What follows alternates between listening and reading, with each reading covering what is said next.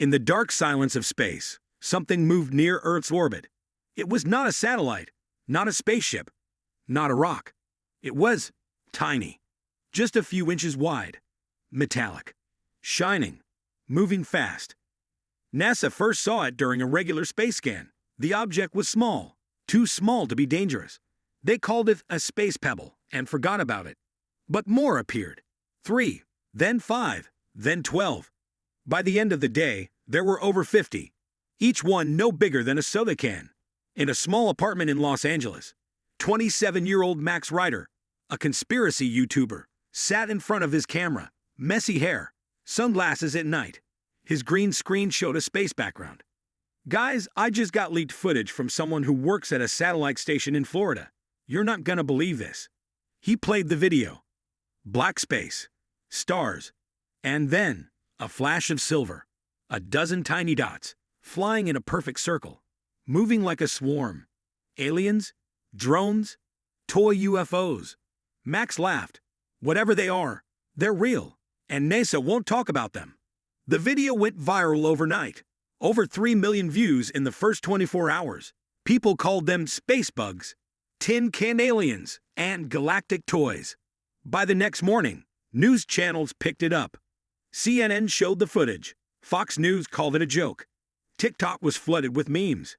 A famous talk show host joked, "Aliens finally came, but they're tiny enough to fit in your backpack." Even the US military gave a short press release. No threat detected. Objects are under observation. People laughed, but in secret, NASA was not laughing. At the Pentagon, inside a secured room, 3 generals sat with scientists from NASA and Space Force. A man in uniform spoke calmly, but his hands were shaking. These objects don't match any known tech. They give off no heat, no engine signature, but they move like living things, changing direction instantly, and they're watching us.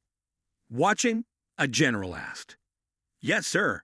They stop near satellites, hover, then move on, always in groups of 3 or 5. That same night, high above Earth, a stealth military satellite floated quietly. It was designed to be invisible to radar, infrared, and all forms of tracking. It cost $2 billion to build.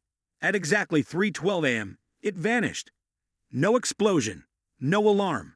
1 second it was there. The next second, it was gone. On the screen back at base, only one thing appeared where the satellite had been. A small glowing spark, the same shape and size as one of the toy ships. The next morning, the US military locked down the story.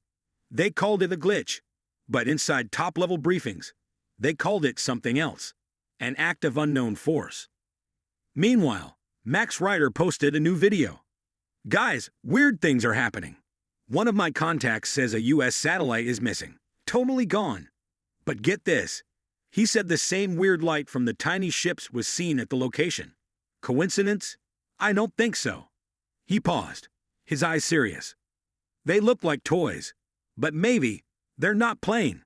In a quiet science lab in Arizona, a woman named Dr. Kara Miles, a brilliant but ignored space pilot and engineer, watched Max's video. She didn't laugh. She rewound it again and again, staring at the footage. Her eyes narrowed. This isn't random. They're moving like they have a mission. She picked up an old file labeled Deep Swarm Theory, classified. It was her work, rejected and forgotten by NASA 5 years ago. What if they're not toys? She whispered. What if they're scouts? Back in orbit, the tiny fleet floated in perfect formation. No sound, no heat, no signal. But deep inside, something watched and waited. 2 days after the satellite vanished, the Pentagon went silent. No updates, no news, nothing from NASA. But inside a dark room deep underground, a secret meeting was happening. A large screen showed high-resolution space footage. The tiny fleet moved in perfect lines, stopping near military satellites, then flying away. They made no noise. They gave off no heat. They acted like machines, but moved like birds. General Holt stared at the screen. His voice was hard. You're telling me these things have no engines? A young scientist nodded nervously. No visible engines, no fuel signature, no thrust. They just move. Then how the hell are they flying in zero gravity? No one answered. Another screen showed close-up images. The ships were smooth, metallic. No windows, no seams. Each one was shaped like a curved triangle, but smaller than a football. Someone whispered, "They look like toys." General Holt snapped. "We mocked them, laughed at them, and now one of our most advanced satellites is gone. These things are not toys. They are a threat." He slammed his fist on the table. "We need to find out who made them." Thousands of miles away, Dr. Kara Miles worked alone in her lab in Arizona. She was once a rising star at NASA, a brilliant pilot, systems designer, and researcher. But 5 years ago, her project, Deep Swarm Theory, was shut down. Too strange, too risky, too impossible. Now it didn't seem impossible anymore. Kara pulled out her old files and opened a folder labeled Self-Directed Swarm Intelligence. Tiny ships, no engines, moving together, no command center. They're not being piloted, they're thinking. She zoomed in on a satellite image from Max Ryder's YouTube video. One of the tiny ships paused, right before a larger satellite vanished. Kara whispered, "They don't need big weapons. They just need to touch it." She needed help. There was only one person she trusted, Dr. Liu Jin, an AI expert, once famous, now banned from government work for creating a self-learning program that scared his own bosses. Kara called him. In a dark garage filled with old computers and cables, Jin answered the video call. His beard was longer, his eyes tired, but he smiled when he saw her. "You only call when the world is ending." "It might be," she said. "I think you were right about sentient code." Jin laughed, then stopped. "Wait, you're serious?" She nodded and sent him the footage. They watched in silence. Kara spoke first. "These ships aren't from Earth. No nation has this tech." Jin leaned forward. "That's not even the scary part." He zoomed in and enhanced one frame. "Look, they're communicating. Not with sound, not with radio." He pulled up a waveform graph. "They're sending binary pulses, a kind of light code. Almost like Morse code, but faster." Kara stared. "What does it say?" Jin translated it slowly. "Observe, record, report, and..." He froze. "Respond." Back at the Pentagon, another meeting had begun. They had tracked one of the ships. It was hovering near a military weather satellite. A special strike team was ready. They would launch a space interceptor, fast, powerful, and armed. The order was simple: destroy the toy. At 200 hours, the interceptor launched. It closed in fast, locked target, fired a laser burst. The beam hit. Nothing happened. The ship stayed still, no damage. Then, it moved. Not away, toward the interceptor. A flash of blue light. Then darkness. The interceptor vanished. In her lab, Kara's phone beeped. Jin had sent a new message. They're not just responding anymore. They're learning. Adapting. He attached an old document. Top secret. Dated 30 years ago. It read, "Object detected beyond Pluto. Tiny. Fast. Unnatural motion. Not followed. Status. Unknown. Threat level. Ignored." Kara whispered, "We were warned 30 years ago. And now? They're here. Watching. Waiting. Maybe. Remembering." Somewhere above Earth, floating in the dark, a damaged military drone drifted lifeless. Its wings were scorched, its sensors were fried. But its black box, the flight recorder, was still working. A secret recovery team was sent. No press, no questions, no time.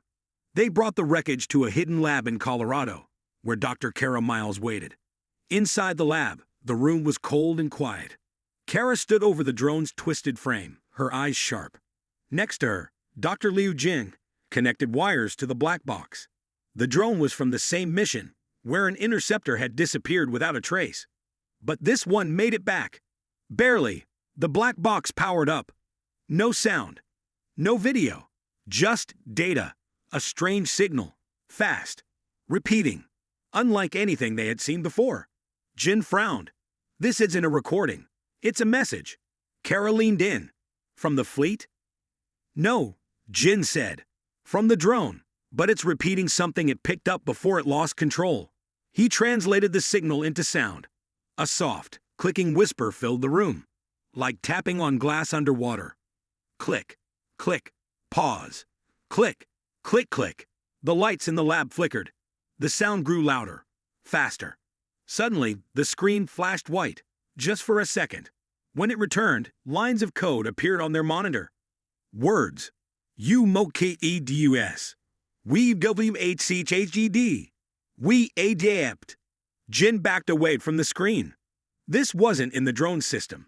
This was put in, from outside. Kara's voice was cold. They can speak. They just didn't need to. Jin pulled up data from the damaged drone's cameras.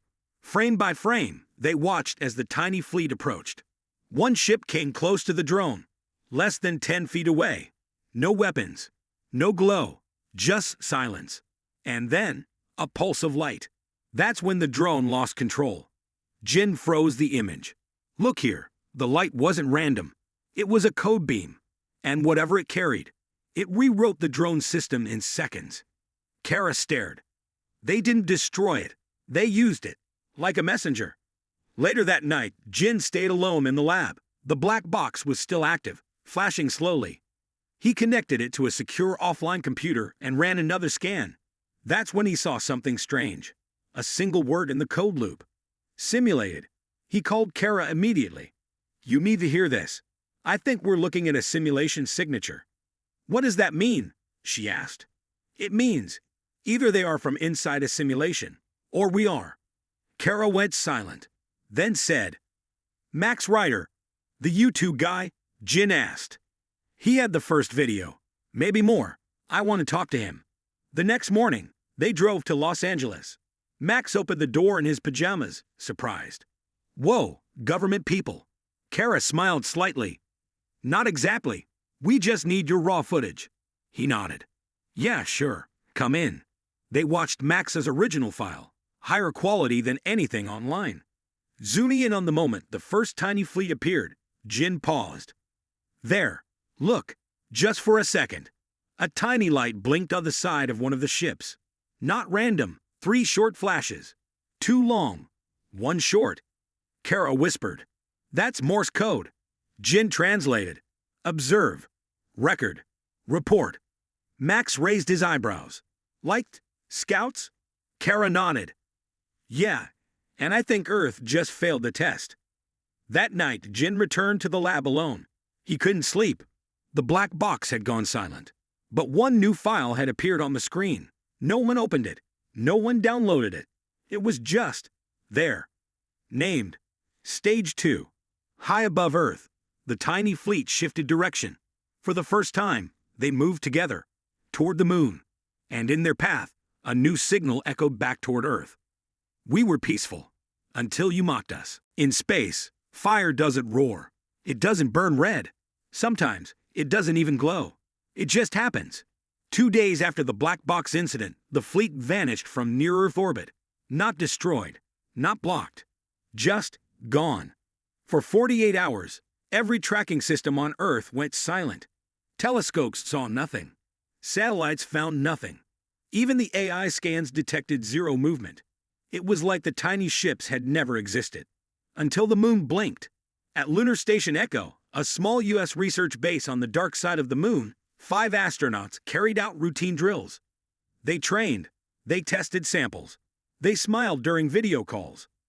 Then, at exactly 2:06 a.m., their external cameras picked up something strange. A shadow. Fast. Small. Not on radar. Inside the control room, Commander Ellis leaned forward. What was that? His screen showed motion. Something circling the base. Too small for a ship. Too fast for debris. Then, just as he tried to zoom in, the lights went out. Back on Earth, NASA's feed from Lunar Station Echo cut to static. Engineers panicked. They rebooted servers. No response. For 10 minutes, silence. Then, a live feed returned. Just one camera. It showed the outer hull of the station. Torn open. The metal peeled back like soft plastic. But there were no blast marks. No smoke. No heat damage. Just clean cuts, perfectly round. Like a surgeon had opened it. In the Pentagon, a crisis meeting began. General Holt stood over the table, fists clenched. We are under attack. We just lost contact with 5 astronauts. I want answers. A Space Force tech replied. No missile trails. No kinetic impacts. No lasers. Just holes. Holes. Holt growled. Sir, the tech said quietly, they melted through titanium, with no heat. At the same time, Dr. Kara Miles and Leo Jin met again in their Arizona lab. They had cracked more of the black box code. Jin pointed to the translation. Phase 2 initiated. Response based on aggression. Minimal force. Non-lethal warning. Kara frowned. Wait, that was a warning. Yes, Jin said. They disabled the lunar base. Didn't kill anyone. So where are the astronauts? Jin tapped on a new file. Read this. Audio from their suits was briefly recovered. He pressed play. The speakers crackled. Then, a whisper. They're not killing us. They're scanning us. They see us. They know. Then silence. Elsewhere, Max Rider uploaded a new video. This one hit different. No jokes. No edits. Just his face. Serious. Guys, I've been sent something I wasn't supposed to have. He showed a blurred image of the lunar base breach. Then footage of the fleet moving past Mars, filmed by an amateur astronomer in Argentina. They left Earth, but not because they're done. I think they were testing us. He leaned in closer. The fleet moves in silence. They don't fire. They rewrite. They don't burn. They erase. And I think they're coming back. Meanwhile, in a hidden room inside NASA's old archives, a retired physicist named Dr. Elizet, who opened a sealed file from 1984. It was labeled, Lightless Weapon Theory, Abandoned Project. Inside were designs for a theoretical weapon, not one that used energy, but one that collapsed it. A weapon that didn't create heat, but removed structure at the atomic level. She read the last line of the report. No human can build this, but something smarter might. Back in orbit, far above Earth, something shimmered into view. The fleet was back, but this time, they were closer. Lower orbit, slower speed, like they were waiting for a reaction. The president was informed. The world was not. Instead, military bases quietly activated Project Umbra, Earth's only anti-satellite defense net. Lasers, railguns, scramblers, all pointed at the sky. Then, at 3:17 a.m., one of the toy-sized ships flew too close to a satellite over Texas. The military fired. A direct hit. The ship was gone. Or so they thought. 2 minutes later, 6 more ships appeared, surrounding the satellite. No explosions. Just a pulse. Then, the satellite disappeared. Not destroyed. Not broken. Just gone. Like it had never existed. Jin looked at the signal logs. His eyes widened. They didn't attack. Kara asked. Then what did they do? They deleted it. From space. Now, Earth had a new problem. How do you fight an enemy who doesn't use weapons? It started with a small glitch in New York. Air traffic screens froze for 30 seconds. Then phones dropped signal. GPS turned blank. A few people blamed bad weather. No one panicked. Not yet. In Tokyo, an early warning radar for earthquakes blinked out. In Berlin, every satellite map turned black. By sunrise, 42 Earth orbit satellites had gone missing. No crashes. No warnings. Just silence. And still, no country had declared anything. They were afraid to admit it. Earth had lost the skies. In Arizona, Dr. Kara Miles stood in front of a giant monitor. All across the screen, red X marked every satellite now offline. Communications, weather, internet, defense, she whispered. They're not just removing our tools, they're removing our eyes. Liu Jin turned toward her. This is what they want, for us to feel blind, powerless. Then what's next? Kara asked. He hesitated. Panic, collapse, or maybe surrender. Meanwhile, conspiracy YouTuber Max Rider posted his most watched video yet. They don't destroy cities. They don't fight armies. They just reach into the sky and unplug the world. He pointed at an animation of the Earth. Each satellite vanished one by one. We thought they were toys. then scouts. Now, they're judges. The question is, what did we fail? At the White House, the president met with top generals, scientists, and intelligence agents. General Holt spoke first. Our last satellite in low orbit is being tracked. When it's gone, we lose full GPS, surveillance, and all encrypted comms. The president asked, "Can we strike first?" The room fell silent. Dr. Eliza Tsu, the physicist who studied lightless weapons, finally spoke. "We get one. It came back with 6. If we hit again, maybe they come with 60. At the same time, strange events started happening across the globe. In Sydney, all drone traffic stopped working. In Brazil, an entire power grid glitched, just for 5 seconds, enough to stop every camera and ATM.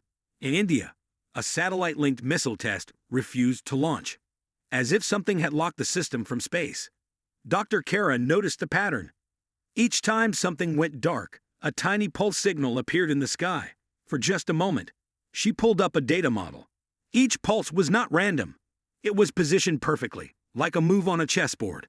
She whispered, "They're not erasing Earth. They're reshaping it." Leo added, "One piece at a time." In a hidden underground bunker, a captured radio signal repeated the same message every hour. Not in English, not in any known language, but using AI, Jin decrypted it. Test phase complete. Phase 3. Synchronization. Prepare receivers. Receivers?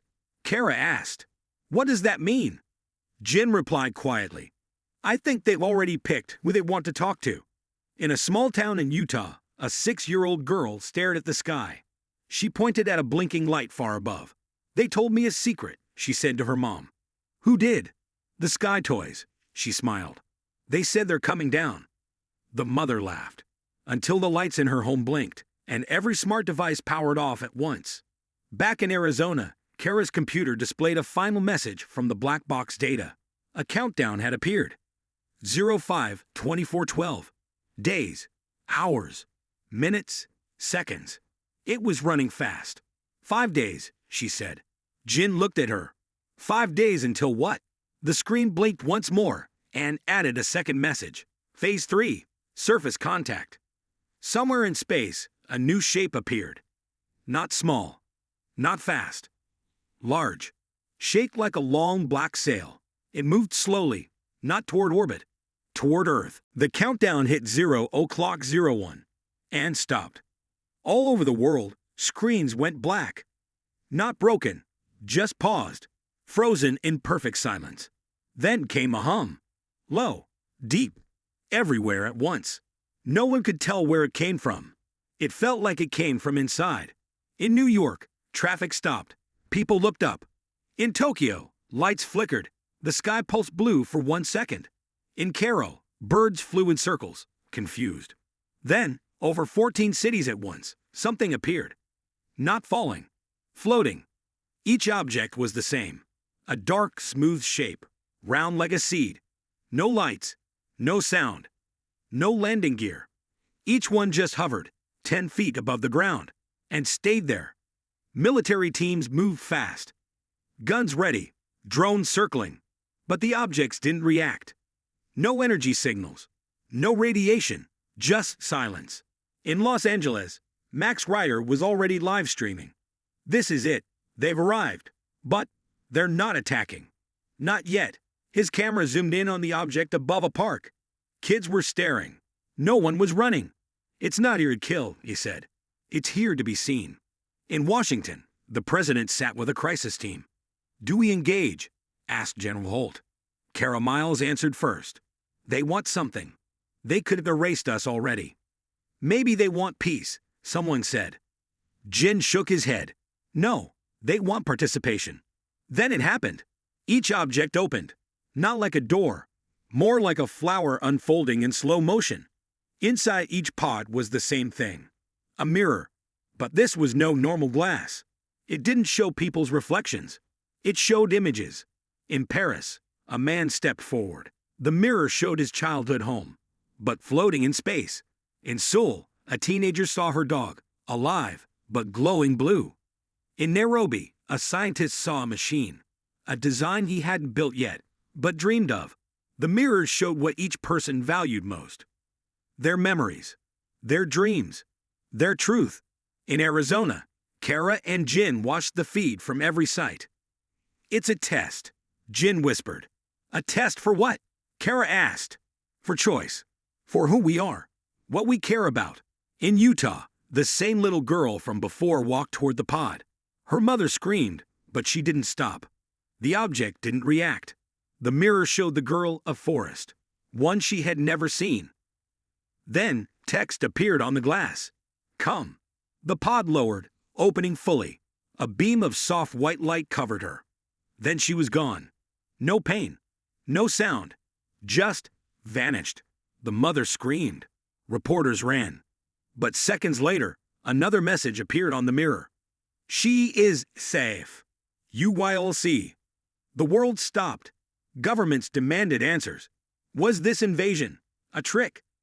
But others, scientists, philosophers, even some generals, started to think differently. They're not here to destroy us. They're inviting us to something. Maybe a new world.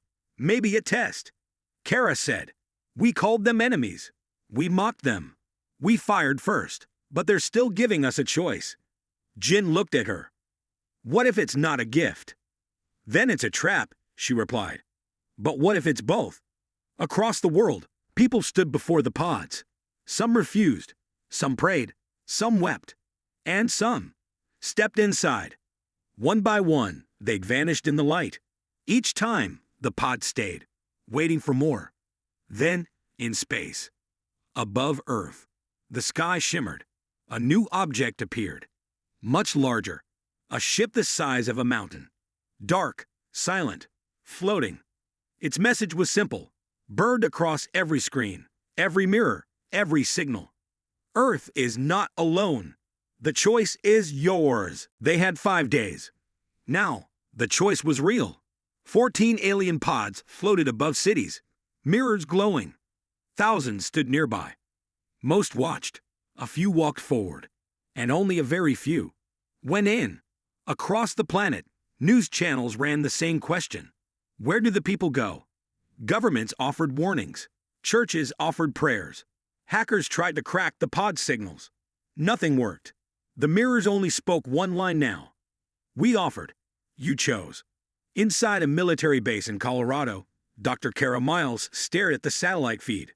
The large mothership still hovered high above Earth. It hadn't moved. It didn't fire. It didn't answer hails. "It's not here to talk," she said. "It's here to watch." Liu Jin paced behind her.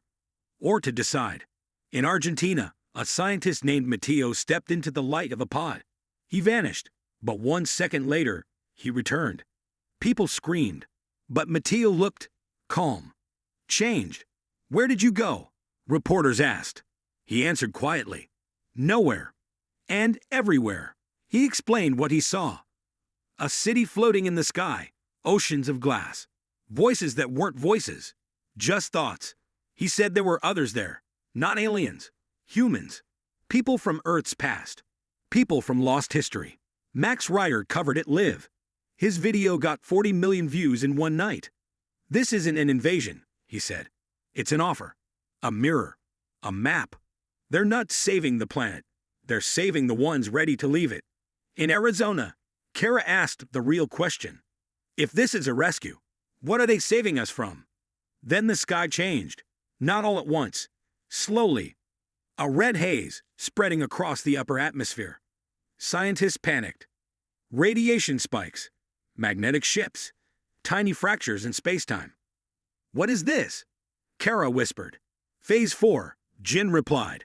The mothership opened. It didn't release weapons. It released light. Soft, warm, spreading around the planet.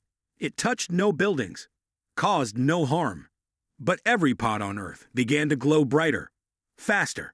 The mirrors now read, "Departure Wendovo. Silo Zing. Final to your now." People ran, some toward, some away. Fear, hope, chaos. Across the world, people had minutes left to decide. In Utah, the little girl who went first returned. She stood in the same park. Her skin shimmered faintly. Her eyes were wider. "It's beautiful," She told her mother. But they won't wait. Max Rider streamed his final broadcast. I'm going in. Not because I'm brave, but because I'm curious. If this is the end of Earth, maybe it's the start of something better. He smiled and vanished into the light. Dr. Kara and Jin stood outside the final pod in Arizona. They had watched everything. Read everything. They had 1 minute left. Jin stepped forward. Come with me, he said. Kara looked up at the sky, red and pulsing now. She shook her head. I stay. Someone has to record what happens next. He nodded and walked into the light. Then, the countdown reached 0. 0 o'clock. 0 o'clock. The pods all closed at once. One by one, they lifted back into the sky and vanished. The giant ship in orbit slowly turned, and without a sound, it left. No explosion, no warning, no message. Just silence. And a sky that no longer shimmered. Only a few went in. Thousands watched. Millions waited. Billions wondered. The next morning, Earth was quiet. No more signals from the fleet. No more mirrors. No more countdowns. Just a message burned into the sky by stars, visible only for 5 minutes. You were seen. You were GIVN a choice. In her bunker, Kara made the final recording. They never attacked us. They tested us. They didn't want to rule our world. They wanted to see who wanted to leave it. She looked into the camera. And now, we wait to see what comes next. The screen faded to black. But just before the credits rolled, a single light blinked in the upper atmosphere. A shape. Small. Toy-sized. It hovered. And this time, it didn't hide. It waited.